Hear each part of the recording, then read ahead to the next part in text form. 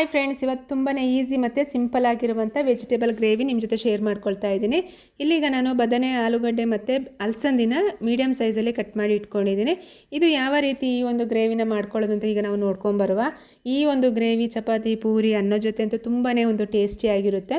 ಇಲ್ಲಿಗ ನಾನು ಸ್ಟವ್ ಮೇಲೆ ಒಂದು ಬಾಣಲೆ ಇಟ್ಬಿಟ್ಟು ಸ್ವಲ್ಪ ಎಣ್ಣೆ ಹಾಕ್ಕೊಂಡಿದ್ದೀನಿ. ಎಣ್ಣೆ ಹಾಕ್ಕೊಂಡು ಎಣ್ಣೆ ಬಿಸಿ ಆದಮೇಲೆ ಸಾಸಿವೆ ಹಾಕ್ಕೊಂಡಿದ್ದೀನಿ. ಸಾಸಿವೆ ಚಟ್ಪಟ ಅಂತ ಹೇಳಿದ್ಮೇಲೆ ಒಂದು ಈರುಳ್ಳಿನ ಉದ್ದುದಕ್ಕೆ ಕಟ್ ಮಾಡಿ ಹಾಕ್ಕೊಂಡಿದ್ದೀನಿ. ಈರುಳ್ಳಿ ಲೈಟ್ ಗೋಲ್ಡನ್ ಕಲರ್ ಬಂದಮೇಲೆ ಒಂದು ಟೊಮೆಟೊನ ಮತ್ತು 3 ಹಸಿಮೆಣಸನ್ನ ಕಟ್ ಮಾಡಿ ಹಾಕ್ಕೊಂಡಿದ್ದೀನಿ. ಹಾಕ್ಕೊಂಡಾದಮೇಲೆ ಟೊಮೆಟೊ ಬೇಯೋಕ್ಕೆ ಸ್ವಲ್ಪ ಉಪ್ಪನ್ನು ಹಾಕ್ಕೊಂಡಿದ್ದೀನಿ. ಈ ಟೊಮೆಟೊ ಬೆಂದಮೇಲೆ ನಾವು ಕಟ್ ಮಾಡಿ ಇಟ್ಟಿರುವಂಥ ವೆಜಿಟೇಬಲ್ ಉಂಟಲ್ಲ ಅದನ್ನು ಇದಕ್ಕೆ ಹಾಕ್ಕೊಂಡು ಸ್ವಲ್ಪ ಅರಿಶಿನ ಹಾಕ್ಕೊಂಡು ಇದನ್ನು ನೀರು ಹಾಕದೆ ಬೇಯಿಸ್ಕೊಳ್ಳೋಣ.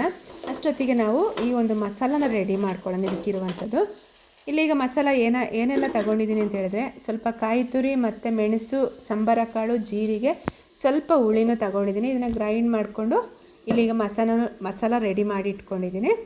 ಈಗ ಈ ವೆಜಿಟೇಬಲ್ ಒಂದು 50% ಅಷ್ಟು ಬೆಂದಿದೆ. ಅದಕ್ಕೆ ಈಗ ನಾವು ಈ ಒಂದು ಮಸಾಲನ ಹಾಕ್ಕೊಳ್ಳೋಣ. ಈ ಒಂದು ವೆಜಿಟೇಬಲ್ ಬೇಯಕ್ಕೆ ನಾನು ನೀರೇನು ಹಾಕಿಲ್ಲ.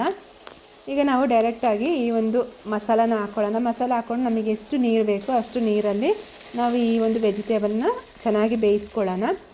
ನಮಗೆ ರುಚಿಗೆ ತಕ್ಕಷ್ಟು ಉಪ್ಪು ಹಾಕ್ಕೊಂಡು ನಾವು ಚೆನ್ನಾಗಿ ಕುದಿಸ್ಕೊಂಡ್ರೆ ಆಯಿತು. ಇದು ಚಪಾತಿ, ಪೂರಿ ಜೊತೆ ಅಂತೂ ತುಂಬಾ ಟೇಸ್ಟಿಯಾಗಿರುತ್ತೆ. ನಿಮ್ಮ ಮನೆಯಲ್ಲೂ ಒಂದ್ಸಲ ಟ್ರೈ ಮಾಡಿ ನೋಡಿ. ಈ ಬೇಳೆ ಎಲ್ಲ ತಿಂದರೆ ಆಗದಿದ್ದವರು ಈ ರೀತಿಯಲ್ಲಿ ಒಂದು ಗ್ರೇವಿ ಮಾಡ್ಕೊಂಡು ತಿನ್ನಿ, ತುಂಬಾ ಒಂದು ಟೇಸ್ಟಿಯಾಗಿರುತ್ತೆ. ಇದಕ್ಕೆ ನಾನು ರುಚಿಗೆ ತಕ್ಕಷ್ಟು ಉಪ್ಪು ಹಾಕ್ಕೊಂಡು ಚೆನ್ನಾಗಿ ಕುದಿಸ್ಕೊಳ್ತೀನಿ.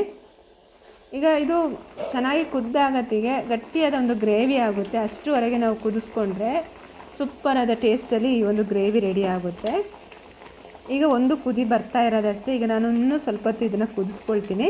ಆಗ ಈ ಬದನೆ, ಆಲೂಗಡ್ಡೆ ಎಲ್ಲ ಹಾಕಿದ್ರಿಂದ ಸ್ವಲ್ಪ ಗಟ್ಟಿಯಾಗುತ್ತೆ. ಇನ್ನು ನನ್ನ ಇವತ್ತಿನ ವಿಡಿಯೋ ಹೇಗಿದೆ ಅಂತ ಕಮೆಂಟ್ ಮೂಲಕ ತಿಳಿಸಿ.